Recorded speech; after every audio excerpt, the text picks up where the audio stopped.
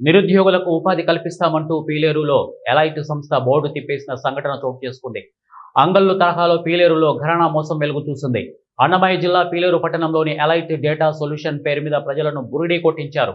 నిరుద్యోగులకు ఉపాధి అవకాశం కల్పిస్తామంటూ ఒక్కొక్కరి దగ్గర నుండి 3,000 రూపాయలు వసూలు చేసి ఎంతమందిని చేరిస్తే ఒక్కొక్కరికి 1,000 రూపాయలు కమిషన్ ఇస్తామని ఇలా సుమారు చైన్ లింక్ ద్వారా 1000 నుంచి 1,500 మందికి పీలేరు పట్టణంలో 3,000 రూపాయలు కట్టించుకొని రాత్రికి రాత్రి బోర్డు తిప్పేశారు.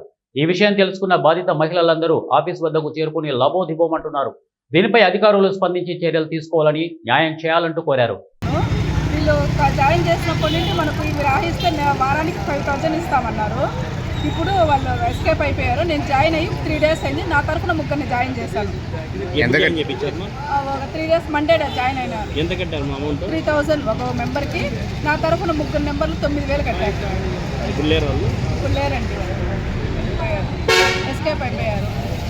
డబ్బులు కట్టాను, 3,020 రూపాయలు కట్టాను.